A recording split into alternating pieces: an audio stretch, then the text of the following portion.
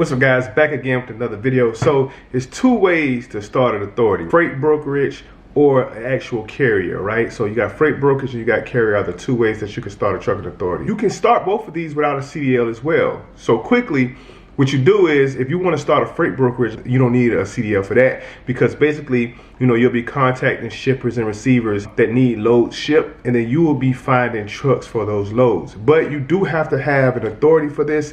You have a DOT number and an MC number if you got trucks crossing state lines. But keep in mind that, when you go into these things without a CDL, you're not actually able to work these businesses yourself.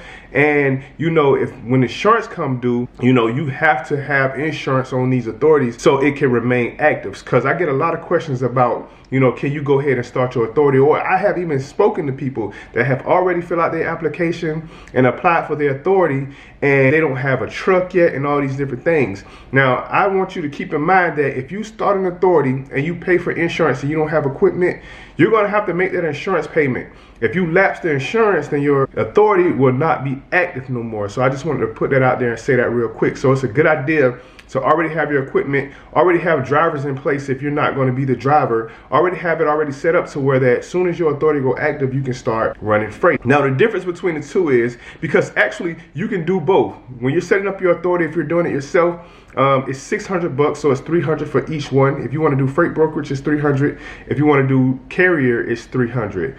Now, you can do both, set them up at the same time. They're going to give you a different DOT number. It's going to be separate. Your brokerage will have a separate DOT number. Your carrier authority would have a separate DOT number. Now, the difference between these is, like, if you're coming into this as an investor, you will say, well, which should I do? Should I do carrier or should I do freight brokerage? Even if you were starting this on the carrier, let's talk about the carrier side, because that's the most popular option when it comes to getting a trucking authority. With this one, of course, you have your own truck and trailer or equipment that you're going to be using, whatever it is, whether it's hot shot, flatbed, dry van, reefer, or whatever it is, right? So you got your semi truck, or you got your hot shot truck, you got your trailer, you got your equipment, right? So now you want to be a carrier, you want to haul people freight. So what this is, you would apply for your authority, and what you would do is you are pulling freight mainly and mostly for brokers. Yeah, you can get your own contracts and stuff directly with shippers and receivers. Those are options too. But a lot of the freight starting out would be dealing with brokers and people who got the freight to move for you, going from point A to point B. So if you're a carrier, all you do is pull freight for a broker or pull freight directly from shippers and receivers. And if you're driving the truck yourself, you probably got one truck. You're probably going to start with one truck. And that's pretty much it. It's just that simple. Now, when you're a freight brokerage, the reason why shippers and receivers like to use brokerages is because if they got a lot of loads, let's say I got 25 loads that I need to get picked up, instead of having to deal with multiple different carriers to try to find someone to move this load at a particular rate, fees and all this stuff, they would rather or prefer to just work with a broker. They'll say, hey, I got all these loads that need to go from point A to point B. I got $800 per load for you to move them. And they give those loads to the broker. Now it's the broker's job to find trucks for those loads. So the broker got $800 for the load from the receiver for the load or the shipper. And now their job is to try to cut as much out of that as possible. So they'll post a load for $500. So you pull that load for $500, they make $300.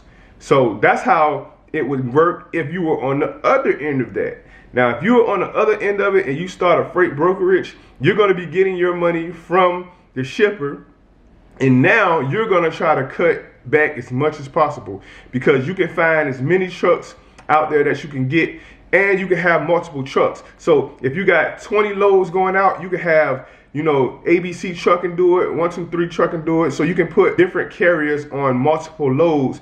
That way you can make money by how much you was able to save out of the 800, or how cheap you was able to move that load. Do you want to be on this side of it, to where freight brokerage and you got to go to shippers and receivers to get contracts and to get loads that you can put out there on the market for truck carriers to pull those loads? Or you can start on the carrier side, to where you're just dealing with loads that are available. Instead of going to shippers and receivers to book loads, of course that's an option, but now you have a bigger wide option because you can pull loads for brokers as well. And also too, brokers do double book loads because if they couldn't get off of it, you know, they can call their broker friend down the street that got multiple trucks that are available in certain areas and say, hey, I got this load, it's paying 800, you know, you got a driver for it? And they be like, yeah, you know, I can get somebody to move it for 500. And then they'll split it, things like that, you know. So it's a lot of things going on with this. It's a lot of different ways you can get into the trucking industry. And if you're looking to know what's the difference between the freight broker side and the carrier side, that's it. Either you're going to be on the carrier side where that you talk to brokers, shippers, and receivers because they don't want to deal directly with trucking companies or carriers, or you have your own truck and equipment, you know, you book your own loads, or you can work with a dispatch service, however, but you book your own loads from mainly brokers and, you know, some direct stuff if you know about, get your loads directly from the shippers and receivers. So typically though, a lot of the shippers and receivers, they're not a brokerage. So you won't be able to factor those loads. You'll have to bank on or count on them giving you a check directly or ACH or whatever the case may be. You won't be able to factor those loads. So when you're dealing with shippers and receivers directly, you know, make sure that you're getting paid in a timely manner, because are they going to pay you or cut you the check first to deliver the load? Or they want you to deliver the load first and then invoice them, and then they're going to take 30 or whatever days to pay you. So a lot of the times that's what's be the hold up with the brokers, because the brokers have the direct contacts with shippers and receivers, but you know, they're not going to pay you until they get their money from the shippers and receivers, and that can take 30, 45, 60 days sometimes.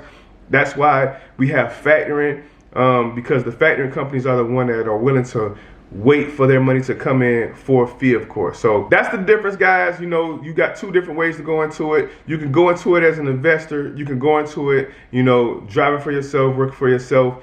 Either way you want to do it. You can start a freight brokerage. You can do both if you have any interest in having a freight brokerage or carrier. Me, myself, I applied for it as a carrier. That way I can explore my options with just picking freight, you know, from any broker or any company that has a load going from point A to point B versus on the brokerage side. So pick which lane that you want to get in. Let me know what you guys think down in the comment section below. Like, share, subscribe. Till next time, see you in the next video.